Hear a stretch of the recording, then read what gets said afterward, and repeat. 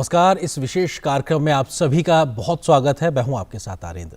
इस कार्यक्रम में आज हम बात करेंगे पोषण की। हर साल सितंबर महीनों को पूरे देश में राष्ट्रीय पोषण महीने के रूप में मनाया जाता है। 8 मार्च 2018 को प्रधानमंत्री नरेंद्र मोदी ने समग्र पोषण अभियान की शुरुआत की थी, जिसे राष्ट्रीय पोषण मिशन के रूप में भी जाना जाता है। इस अभियान का मकसद 6 साल से कम उम्र के बच्चे और गर्भवती महिलाएं और स्तनपान कराने वाली माताओं के लिए पोषण संबंधी परिणामों में सुधार करना। साथ ही साथ पोषण अभियान का उद्देश्य मिशन मोड में कुपोषण की चुनौती का समाधान करना भी है। हर साल सरकार महिलाओं और बच्चों के लिए अच्छे पोषण के सामान्य लक्ष्य की दिशा में प्रयासों पर ध्यान केंद्रित करने के लिए एक थीम निर्धारित करती है। इस साल 4 विषयों को थीम में रखा गया है, जिनमें से एक थीम है या एक विषय है बच्चा और शिक्षा, पोषण भी, पढ़ाई भी। और आज इसी थीम पर, इसी विषय पर हम करेंगे विस्तार से चर्चा, जिसमें हमारे साथ खास मेहमान भी जुड़ेंगे। लेकिन उससे पहले आपको बताते हैं किस प्रकार का काम इस दिशा में अभी तक हो रहा है। 2018 में शुरू हुए पोषण अभियान को इस साल 5 वर्ष हो रहे हैं, जिसको लेकर महिला एवं बाल विकास मंत्रालय ने जागरूकता अभियान भी चलाया और इसी कड़ी में एक वीडियो संदेश भी जारी किया गया है, जिसके तहत मंत्रालय के द्वारा किए जा रहे तमाम प्रयासों का जिक्र किया गया। पहले इस वीडियो संदेश को देखते हैं, उसके बाद अपने मेहमानों से खास चर्चा भी करेंगे।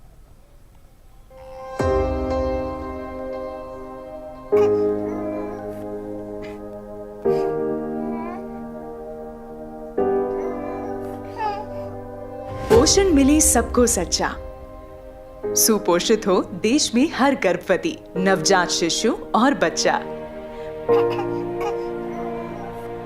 प्रधानमंत्री नरेंद्र मोदी ने राह ये दिखाई। भारत सरकार एक लक्ष्य लेकर आगे आई।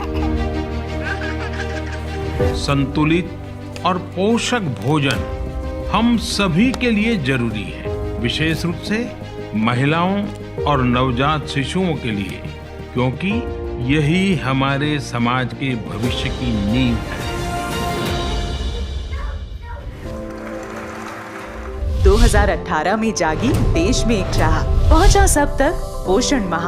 हर जीवन पोषण से रोशन। सबने की देश को सुपोषित बनाने की तैयारी। आंगनबाड़ी कार्यकर्ता,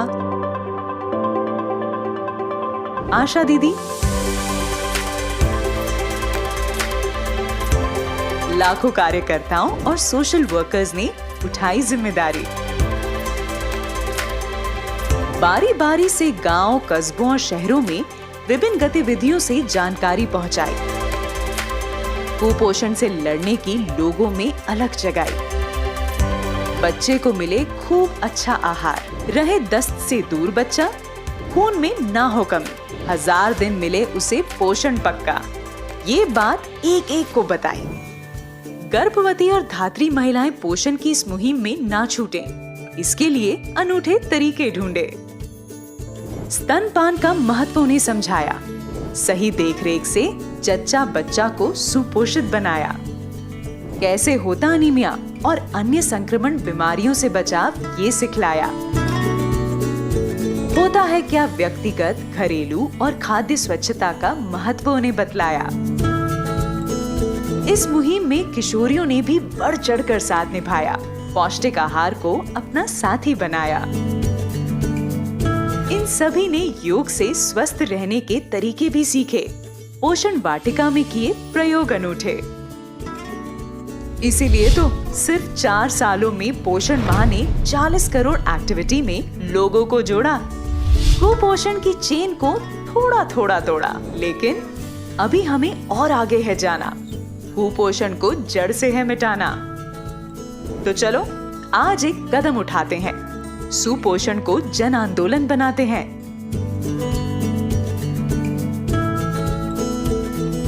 पोषण से हो रोशन हर माँ और बच्चे का जीवन। मोदी जी के स्वप्न को सच कर दिखाते हैं। पोषण माह, हर जीवन पोषण से रोशन। तो कुपोषण के खिलाफ एक बड़ा जन आंदोलन और सुपोषित करने की जो कोशिश है, उसमें किस तरीके से जमीन पे काम हो रहा है, इस विषय पे बात करने के लिए 2 बहुत ही खास मेहमान इस वक्त मेरे साथ मौजूद हैं। उनका परिचय आपसे कराते हैं। कपिल सिंह जी हमारे साथ में जुड़े हुए हैं, जो कि डायरेक्टर हैं एकीकृत बाल विकास योजना यानी ICDS के उत्तर प्रदेश से हमारे साथ में जुड़े हुए। सर बहुत स्वागत है हमारे साथ जुड़ने के लिए। इसके अलावा डॉक्टर कुलदीप सिंह जी हमारे साथ जुड़े हुए हैं, विभागाध्यक्ष हैं बाल रोग विभाग के एम्स जोधपुर से। सर, आपका भी बहुत बहुत स्वागत है। कपिल जी, शुरुआत आपसे ही, किस तरीके से हम देखें जो पोषण माह है इसकी जो शुरुआत हुई है, इसका महत्व क्या है और इस प्रकार के इस महीने को मनाकर किस प्रकार का एक बदलाव हम देख पा रहे हैं? माननीय प्रधानमंत्री जी ने 2018 में पोषण अभियान का लॉन्च किया था और ये 5वां राष्ट्रीय पोषण माह हर साल हम सितंबर माह में मनाते हैं। और इसका अभी हाल ही में, अगर दर्शकों की जानकारी में भी लाना चाहूंगा कि माननीय प्रधानमंत्री जी ने रेडियो पे प्रसारित मन की बात में भी राष्ट्रीय पोषण माह के महत्व को उजागर किया था। हमारे जो छोटे बच्चे हैं, 0 से 6 साल तक के बच्चे, गर्भवती महिलाएं हैं, धात्री माताएं हैं और किशोरियां हैं हमारी 11 से 14 साल तक की, उनके स्वास्थ्य और उनके पोषण स्तर में सुधार हो, वो अच्छे से उनका मानसिक और शारीरिक विकास अच्छा हो, इसी के लिए जो है पोषण अभियान की शुरुआत की गई। और राष्ट्रीय पोषण माह में जो थीम है, थीम आधारित पिछले 5 साल से हमारी गतिविधियां चल रही हैं। इसमें जिसे जन आंदोलन बनाने का हमारा उद्देश्य है। हमारा उद्देश्य है कि जो हमारे 0 से 6 साल तक के बच्चे हैं, अभी आपने हाल में ही शुरुआती कार्यक्रम में दिखाया था कि बच्चों का 0 से 6 साल तक के बच्चे जो है हमारे, भारत सरकार के द्वारा विकसित पोषण ट्रैकर ऐप में उनके हाइट, वेट, वजन लेके उनके पोषण स्तर की जानकारी तत्काल मिल जाती है। तो राष्ट्रीय पोषण माह को मनाने का आयोजन ये है कि इसे एक जन आंदोलन बनाया जाए। इसके अंदर हम पोषण पंचायतें करें, लोगों के बीच में चर्चा करें और देसी चीजें जो है, मैं उत्तर प्रदेश का, मुझे सौभाग्य है कि मैं उत्तर प्रदेश शासन ने मुझे निदेशक ICDS बनाया और उत्तर प्रदेश का एक बहुत बड़ा भौगोलिक भाग जो है वो ग्रामीण अंचल का जी। तो हमारे यहाँ पोषण वाटिका विकसित हो सकती है। स्थानीय साग सब्जी के आधार में ही पोषण तत्व पाए जा सकते हैं। बस उसकी जानकारी अगर घर परिवार को दे दी जाए तो इस लक्षित वर्ग को ये लाभ मिल सकता है। और हाल ही में अभी करीब, बल्कि मैं कहूँगा, हमारे माननीय मुख्यमंत्री जी आदरणीय योगी आदित्यनाथ जी ने राष्ट्रीय पोषण माह के विषय पर पूरे प्रदेश के सभी जिलाधिकारी, सभी मुख्य विकास अधिकारीगण, सभी जनप्रतिनिधिगण और सभी जन सामान्य को संबोधित करते हुए राष्ट्रीय पोषण माह के अंदर महत्व को उजागर किया है जी। और हमसे एक जन आंदोलन बनाने का प्रयास। बिल्कुल, हम उम्मीद वही करते हैं कि जन आंदोलन से एक तरीके से कुपोषण के खिलाफ एक बड़ी लड़ाई को हम जल्दी ही जीतें। डॉक्टर कुलदीप सिंह जी, क्योंकि एक डॉक्टर के नजरिए से आप बेहतर बता पाएंगे कि छोटे बच्चों में पोषण और गर्भवती महिलाओं और साथ ही साथ स्तनपान कराने वाली महिलाओं के लिए पोषण, या कहा जाए सही पोषण, बेहद जरूरी क्यों है? क्योंकि ये महज उनके लिए नहीं बल्कि देश के भविष्य के लिए भी जरूरी है। किस तरीके से इस बात को रखेंगे आप? हाँ, बिल्कुल सही कहा। एक्चुअली जो गर्भवती महिलाएं हैं और माँ है और बच्चा, ये एक यूनिट होती है, इकाई होती है और इनमें एक दूसरे के जो न्यूट्रिशन होता है वो अफेक्ट करता है। जब माँ के गर्भ में बच्चा होता है तो माँ के न्यूट्रिशन से बहुत कुछ उसके ऊपर विकास में इसका असर पड़ता है। और अगर ये देखा भी गया है कि जो माँ का न्यूट्रिशन होता है वो बच्चे के ऊपर इम्प्रिंट हो जाता है, और अगर माँ को कुपोषण होता है ड्यूरिंग गर्भावस्था में तो बच्चे को बिहेवियर उसी तरह का होता है और उसको आगे चल के अन्य बीमारियां होने का खतरा भी बहुत ज्यादा होता है। अगर हम माँ को सुपोषित रखें, उसका न्यूट्रिशन का पूरा ख्याल रखें और माँ को साथ में हम जब इकाई के रूप में मान रहे हैं तो माँ को भी हम शिक्षा दें कि वो बच्चे का ध्यान गर्भ के बाद कैसे रखें। और हम ये जानते हैं कि जो बच्चे का माँ का दूध पहले 6 महीने में बहुत जरूरी होता है, क्योंकि केवल माँ के दूध से ही सब कुछ उसको संपूर्ण आहार मिल जाता है। लेकिन माँ अपने बच्चे को दूध जब तक चाहे पिला सकती है। ऐसा नहीं कि 6 महीने तक ही पिलाना है, उसको 2 साल 3 साल जब तक वो अपने आप को उसके लिए कंफर्टेबल माने तो वो अपना दूध पिला सकती है। लेकिन 6 माह के बाद ये जरूरी है कि दूध के अलावा उसको कुछ और न्यूट्रिशन की जरूरत पड़ती है, जिसमें कि दाल, चावल, खिचड़ी और रोटी वगैरह, उसको न्यूट्रिशन खाना देना बहुत जरूरी होता है। और जैसे जैसे बच्चे का विकास होता है, उसके दांत निकलते हैं, तो हम उसको ठोस आहार और बढ़ा सकते हैं, उसकी मात्रा भी बढ़ा सकते हैं और ग्रेजुअली जाके 1 साल 2 साल के उम्र पे जो नॉर्मल हम लोग खाते हैं खाना, वो सब बच्चे को दिया जा सकता है। पर इसमें ये बहुत जरूरी है कि हम शिक्षा के ऊपर भी बहुत ज्यादा ध्यान दें। इसीलिए हमारे माननीय प्रधानमंत्री ने इस बार ये कहा है कि इसको हम जन आंदोलन से जन भागीदारी की तरफ ले जाएं, जिससे लोगों को अवेयरनेस क्रिएट करें। ना केवल हम माता पिता को बताएं इसके बारे में, लेकिन जो हमारे बच्चे, जो बड़े बच्चे हैं, उनको भी इसके बारे में जानकारी देना बहुत जरूरी होता है। किशोरावस्था एक बहुत महत्वपूर्ण हमारा पड़ाव होता है। अगर किशोर अवस्था में हम इनको जागरूक कर दें जी। न्यूट्रिशन के बारे में, तो ये आगे हमारे जब वो जाके आगे माता पिता बनते हैं तो उनके बच्चों का रख रखाव और आसान हो जाता है। तो ये बहुत जरूरी है कि हम इसको जन भागीदारी की तरह माने जी। और शिक्षा से इसको जोड़ना एक बहुत अच्छी पहल है। ये 5वें जो वर्ष में हमने इसकी योजना बनाई है कि हम शिक्षा से इसको जोड़ सकें। बिल्कुल, ये बहुत महत्वपूर्ण। कपिल जी, अगला सवाल मेरा यही, क्योंकि हम जिस थीम पे आज बात कर रहे हैं कि बच्चा और शिक्षा, पोषण भी और पढ़ाई भी, क्योंकि इस थीम के साथ भी किस तरीके से हम आगे बढ़ रहे हैं, पढ़ाई और पोषण को कैसे जोड़ के आंगनवाड़ी कार्यक्रम के माध्यम से या बच्चों में जो एक पूरी कार्य योजना है, इसमें किस वैज्ञानिक सोच के साथ में इस पूरी पॉलिसी को ड्राफ्ट किया गया है, जिसको आप लोग अपने तरीके से जमीन पे भी अब उतार रहे हैं? कपिल जी। बहुत धन्यवाद, आपने बड़ा महत्वपूर्ण प्रश्न पूछा। एक तो नई शिक्षा नीति 2020 में आई है। नई शिक्षा नीति 2020 के अंदर निपुण भारत का एक सपना देखा गया है, और उसके अंदर मैं आपकी जानकारी में लाना चाहूंगा कि ज्यादातर उत्तर प्रदेश में तो है ही है, लेकिन बाकी प्रदेशों के अंदर भी हमारे जो अभी उत्तर प्रदेश का मैं आपको एक उदाहरण देता हूँ कि लगभग हमारे 1,78,000 के आसपास आंगनबाड़ी केंद्र हैं। उनमें से लगभग 1,18,000 आंगनबाड़ी केंद्र जो हैं वो बेसिक शिक्षा परिषद के जो प्राथमिक स्कूल्स हैं उनके प्रांगण में है या उनके साथ को-लोकेटेड है। तो ऐसी परिस्थिति में एक बहुत बड़ा, और अभी जैसे डॉक्टर आपने भी कहा कि पोषण अभियान जो है वो एक कन्वर्जेंस का कार्यक्रम है। कन्वर्जेंस का यानी मतलब बेसिक शिक्षा से, आयुष विभाग से, स्वास्थ्य विभाग के साथ, इन सब के समेकित प्रयास के साथ ही पोषण और स्वास्थ्य में जो लक्षित लाभार्थी हैं उनका विकास हो सकता है।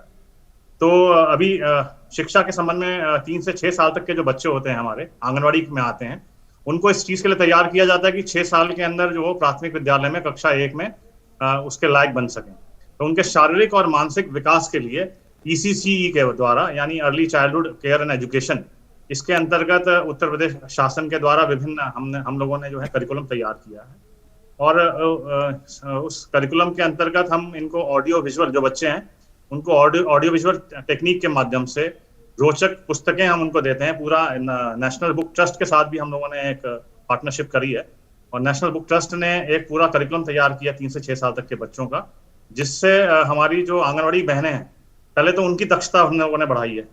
उनको अभी हाल ही में शासन ने स्मार्टफोन्स उपलब्ध कराए हैं, और उसके अंदर MDM मोबाइल टेक्नोलॉजी होती है। तो उस टेक्नोलॉजी के माध्यम से ECC का जितना स्टडी मटेरियल है वो हम स्मार्टफोन के माध्यम से भी देते हैं, और हमने प्रिंटेड मटेरियल भी ECC के पूरा दृष्टिगत करते हुए वो हमने सभी आंगनवाड़ी केंद्रों में उपलब्ध कराया है। वार्षिक गतिविधि कैलेंडर हम लोगों ने बनाया है, मासिक कैलेंडर बनाया है, और चाइल्ड असेसमेंट कार्ड, बाल मूल्यांकन कार्ड, ये भी हमने एक अवधारणा बना के आंगनवाड़ी केंद्रों पे उपलब्ध कराई है। तो 2 तरीके से काम हो रहा है। एक तो आंगनवाड़ी को स्वयं को शिक्षित किया जा रहा है, उसको दक्ष किया जा रहा है, ताकि वो 3 से 6 साल तक के बच्चे जो हैं उनको इस लायक तैयार करे कि वो जब कक्षा 1 में आए तो वो इस लायक शारीरिक और मानसिक रूप से तैयार हों। उनका हल्का हल्का चित्रण, मानसिक जो अक्षर ज्ञान है या हल्का हल्का जो चीजें हैं उसके बारे में उनको जानकारी हो, उसके लिए पूरा का पूरा एक डेटाबेस तैयार किया जा रहा है जी। उनको ऑडियो विजुअल तरीके से उनको जानकारी दी जा रही है। और निपुण भारत का जो माननीय प्रधानमंत्री जी ने जो, और शिक्षा विभाग ने जो चीज रखी है, शिक्षा विभाग के सहयोग से हम लोग इन एक्टिविटीज को संचालित कर रहे हैं। और बेसिक शिक्षा विभाग ने भी उत्तर प्रदेश सरकार के, उसने भी जो है ECC के अंदर कई सारी चीजें की गई हैं, और बाल वाटिका इत्यादि भी हम विकसित कर रहे हैं। बिल्कुल। कुलदीप जी, क्योंकि आप एक डॉक्टर के नाते तमाम क्षेत्रों के बच्चों के साथ में उनकी समस्याओं को लेकर कहीं ना कहीं आपका एक राब्ता रहता है, जुड़ाव रहता है, क्योंकि सरकार के आंकड़े इस बात का जिक्र कर रहे हैं कि बीते कुछ वर्षों में इस प्रकार के अभियान के चलने के बाद से बच्चों की जो वजन कम हुआ करता था, उस पूरी एक समस्या में एक कमी देखी गई है। बच्चों की लंबाई को लेकर जो दिक्कतें होती थी, उस वाली समस्या में जो ग्राफ है, परसेंटेज है, उसमें एक कमी देखेगी। आपको लगता है कि सोसाइटी में एक बिहेवियरल चेंजेस भी कहीं ना कहीं आ रहे हैं इस प्रकार के कार्यक्रमों और जागरूकता के माध्यम से? लोग थोड़ा ज्यादा अवेयर हो रहे हैं महिलाओं के पोषण को लेकर, नवजातों के पोषण को लेकर? बिल्कुल सही कहा आपने कि जो इस तरह का हमारे 5 वर्ष से ये योजना चल रही है, और जो माननीय प्रधानमंत्री ने जिस तरह से कोशिश की है व्यवहारिक शिक्षा में भी बदलाव करने की बहुत कोशिश की है, हम ये मानते हैं कि इसकी वजह से बहुत परिवर्तन आए हैं। हमें अब देखने को मिल रहा है कि जो अनीमिया जो 70% था वो घट के अभी 60% आ गया है। बच्चों का जो वजन कम होता था वो भी थोड़ा बढ़ने लगा है, लंबाई की कमी होती थी वो भी काफी सुधार हो गया है। बच्चे का वजन जब जन्म लेते हैं तो यूजुअली 2.5 किलो से ऊपर होना चाहिए। तो ये भी प्रतिशत काफी कम होने लगा है लास्ट 2-3 साल में। तो इसका सबका है कि व्यवहारिक परिवर्तन और जो हम कहते हैं बिहेवियर चेंज, ये एक बिहेवियरल इकोनॉमिक्स प्रिंसिपल भी होती है कि हम किसी को रेगुलेट ना करते हुए हम उसको ऑप्शंस देते हैं। हम ऑप्शन ज्यादा देंगे तो इससे क्या लोगों को उसमें जो योजना में जुड़ने में बहुत सहायता मिल जाती है। हमारी जो कोशिश जो जारी है कि हम उनको ऑप्शंस और ज्यादा बढ़ाते जाएं, जिससे कि उनके पास अपने अनुसार उसको चूज करने का मौका मिलता है और वो बच्चे का देखभाल ज्यादा अच्छा कर सकते हैं। तो ये जरूर डेफिनेटली इसका बहुत चेंजेस हमने लास्ट 5 साल में देखे हैं। बच्चों का जो कमजोरी है वो कम होना शुरू हो गई है। जी कपिल जी, क्योंकि हमने देखा है कि कई बार एक सामान्य तौर पे इन बातों का जिक्र किया जाता है कि तमाम योजनाएं सरकारी दफ्तरों में एसी कमरों में बैठ के बन जाती हैं, उसको ज़मीन पर उतारने में वो कारगर साबित नहीं होती। लेकिन मौजूदा समय में जिस प्रकार से योजनाएं बन रही हैं उसको ज़मीन से ही फीडबैक के आधार पर तैयार किया जा रहा है। इस योजना जिसका हम अभी जिक्र कर रहे हैं, पोषण अभियान को लेकर लगभग 5 वर्ष का समय हो गया, क्या ज़मीन पे बदलता हुआ आप देख रहे हैं, चाहे वो इंडिविजुअल्स की बात हो, सोसाइटी एज ए लार्ज की बात हो, या फिर जो सिस्टम ज़मीन पे काम कर रहा है या जो तकनीक हम इस्तेमाल कर रहे हैं उसके इंटरवेंशन से एक बदलाव ज़मीन पे दिखाई पड़ रहा है? ये पोषण अभियान जो है माननीय प्रधानमंत्री जी की प्रेरणा से पूरे राष्ट्र में चल रहा है, एक राष्ट्रीय कार्यक्रम। उदाहरण के लिए उत्तर प्रदेश में अगर आप देखें, उत्तर प्रदेश की जो जनसंख्या है, आबादी है, उसके दृष्टिगत हमारे लगभग 1,70,00,000 लाभार्थी यानी कि गर्भवती महिलाएं, धात्री माताएं और 0 से 6 साल तक के बच्चे जो हैं वो हमारे यहाँ एक पोषण ट्रैकर नाम का मोबाइल एप्लीकेशन भारत सरकार ने लॉन्च किया है और वो ऑल ओवर इंडिया चलता है। तो उसमें टेक्नोलॉजी का इस्तेमाल हो रहा है। उनके सारे जो इंडिकेटर्स हैं हाइट, वेट, वजन के, वो उसमें डाले जाते हैं, उनकी जन्म तिथि के आधार पर डाले जाते हैं। और सपोर्टिव सुपरविजन के लिए अभी हाल ही में माननीय मुख्यमंत्री जी ने हम एक मोबाइल एप्लीकेशन लॉन्च किया है जिसमें हम लेडी सुपरवाइजर्स जो है, हमारी मुख्य सेविका है, उनको और दक्ष कर सकें। और जैसा आपने कहा कि जमीनी कार्य हो रहा है या नहीं हो रहा है और उसको और कैसा बेहतर किया जा सकता है, उसको हम टेक्नोलॉजी का इस्तेमाल करके हम बेहतर कर रहे हैं।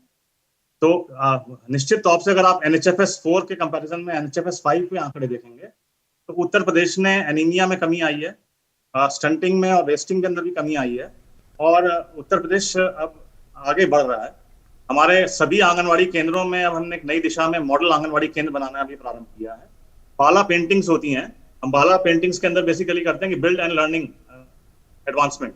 उसके अंदर रोचक अगर आप देखेंगे, अब बहुत सारे आपको आंगनवाड़ी केंद्र वैसे मिलेंगे जो स्कूलों के अंदर हैं, जिनके अगर आप दीवारों को देखेंगे तो दीवारों के अंदर भी चित्र बनाए गए हैं और विजुअल इफेक्ट उसके अंदर बेटर हुआ है। हम कोशिश कर रहे हैं कि स्मार्ट क्लासेस भी अंदर लेकर आए और बेसिक शिक्षा विभाग के साथ भी कई सारे जो है स्कूलों, कई सारे आंगनवाड़ी केंद्रों के अंदर उसका जीर्णोद्धार हुआ है। हमारी महामहिम राज्यपाल महोदया ने भी यूनिवर्सिटीज के साथ, विश्वविद्यालय के साथ एक साझा कार्यक्रम करने के साथ साथ आंगनवाड़ी केंद्रों को बेहतर किया है। उत्तर प्रदेश शासन के द्वारा जो बजट हमको दिया जा रहा है उससे भी हम, अब आप देखेंगे, पूरा एक कायाकल्प, ऑपरेशन कायाकल्प है जी। उसके अंतर्गत स्कूलों के साथ साथ आंगनवाड़ी केंद्रों का भी जो है पूरा जीर्णोद्धार हुआ है।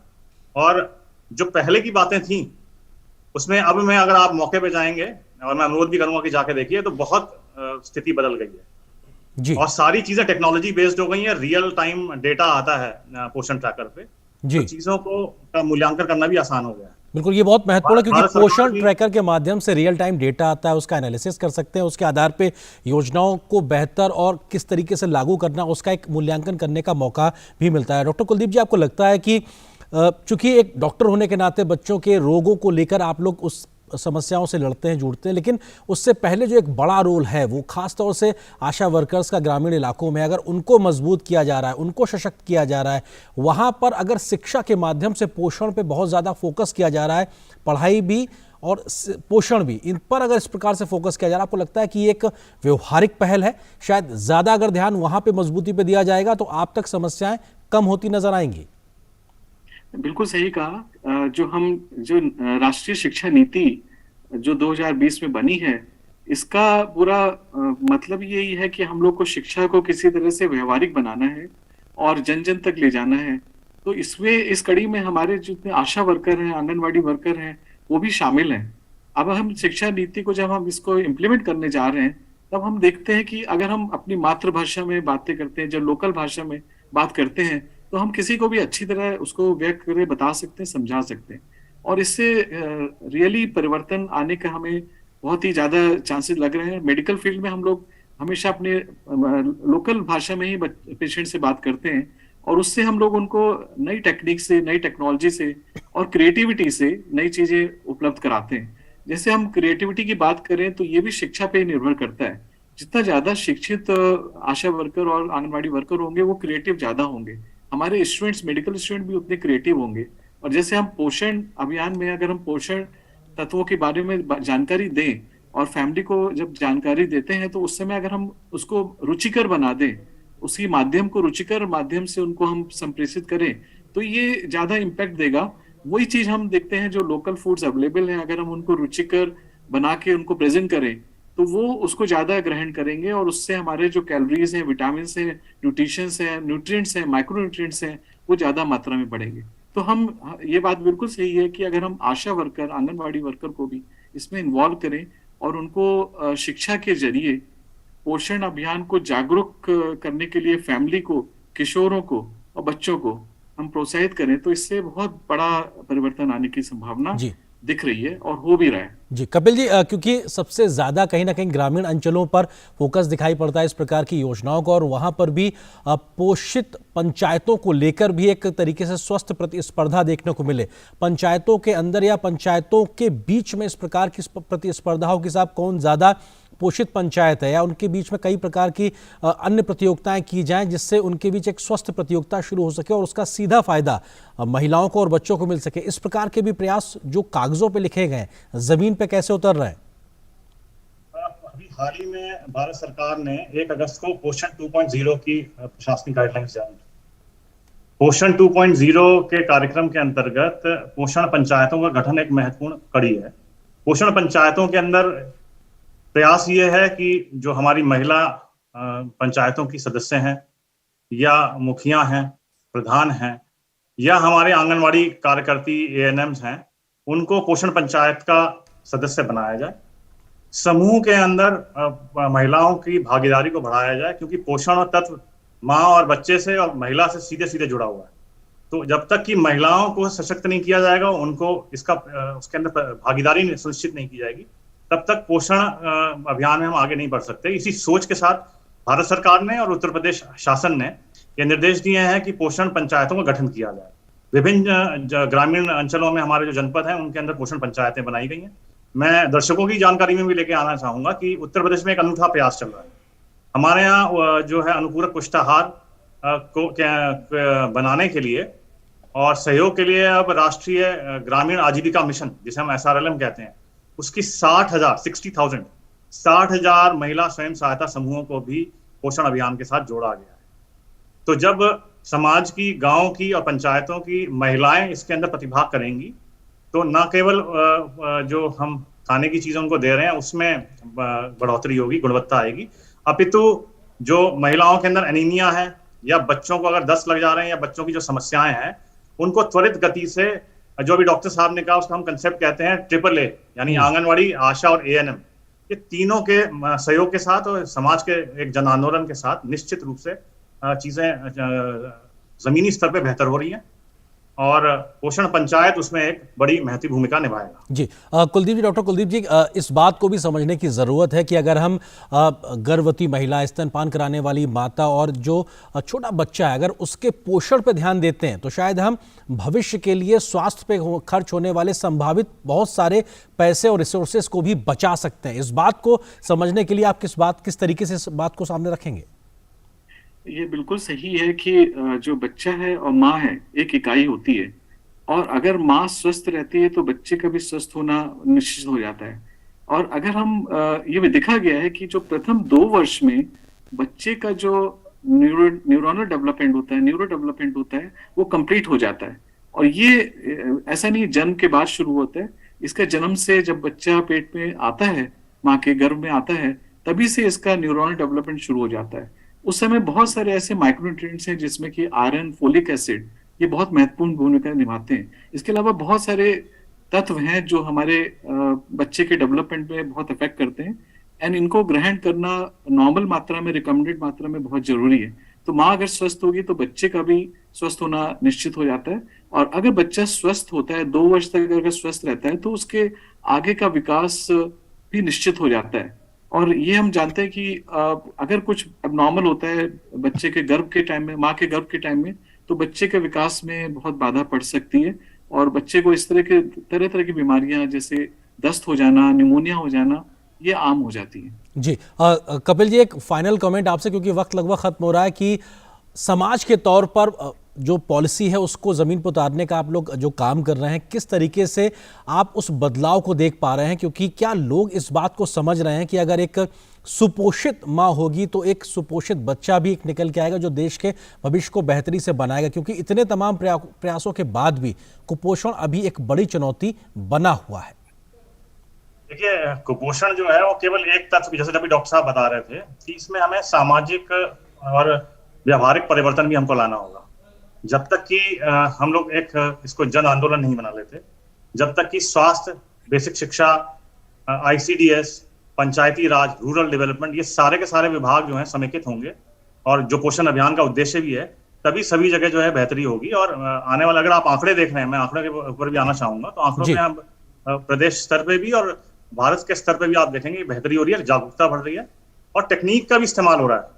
सबसे बड़ी चीज ये है कि जो अभी अगर आपने कोरोना में देखा होगा तो टेक्नोलॉजी का इस्तेमाल हुआ। अब हमारी आंगनवाड़ी बहनें जो हैं वो कोरोना के टाइम में भी जो THR हमारा होता है वो एक एक लाभार्थी तक उत्तर प्रदेश के अंदर उन्होंने पहुंचाया। तो अब संवाद की स्थिति जो है वो दोनों तरफ से है, लाभार्थियों की तरफ से भी हो रही है, समाज की तरफ से भी है और हमारे जो प्रशासन के अधिकारीगण हैं और विभिन्न विभाग हैं उनका भी समेकित प्रयास है। बिल्कुल। डॉक्टर कुलदीप, एक फाइनल कमेंट छोटा सा, कि आप किस तरह से देखते हैं, भले ही चुनौती बड़ी है लेकिन प्रयास भी हमारे बृहद स्तर पे है, उम्मीद है बहुत जल्दी ही अपने हम तमाम जो लक्ष्य हैं वो हासिल करेंगे? छोटा सा जवाब।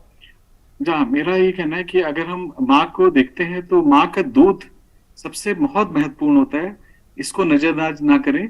माँ के दूध से बच्चे का 6 महीने 2 वर्ष तक संपूर्ण आहार मिल जाता है। और इसके साथ ही मैं ये भी कहना चाहूंगा कि जो हम लोग के ट्रेडिशनल फूड्स हैं उनके ऊपर इम्पोर्टेंस देने की ज्यादा जरूरत है। हम लोग जो पैकेज वाले फूड्स हैं और जो फ्रूट जूस बनाए जाते हैं उसकी जगह हम ताजे फल को इस्तेमाल करें और जो लोकली अवेलेबल फूड्स हैं उसको इस्तेमाल करने के जागरूकता फैलाएं। तो ये बहुत महत्वपूर्ण कदम होगा हमारे पोषण अभियान को और आगे बढ़ाने में। बिल्कुल, और शायद ये परंपरागत खान पान का विषय भी इस पोषण अभियान और पोषण माह के तहत शामिल किया गया है और इस पर भी बहुत ज्यादा फोकस दिखाई पड़ा। फिलहाल वक्त इतनी ही इजाजत दे रहा। आप दोनों मेहमानों का बहुत बहुत शुक्रिया। कपिल सिंह जी, आपका बहुत बहुत शुक्रिया। डॉक्टर कुलदीप सिंह जी, आपका हमारे साथ जुड़ने के लिए बहुत बहुत शुक्रिया। इस विषय पर विस्तार से बात करने के लिए आप दोनों का शुक्रिया। और फिलहाल यहाँ पर इस कार्यक्रम में बस इतना ही, लेकिन DD न्यूज़ पर खबरों का सफर लगातार जारी है। नमस्कार।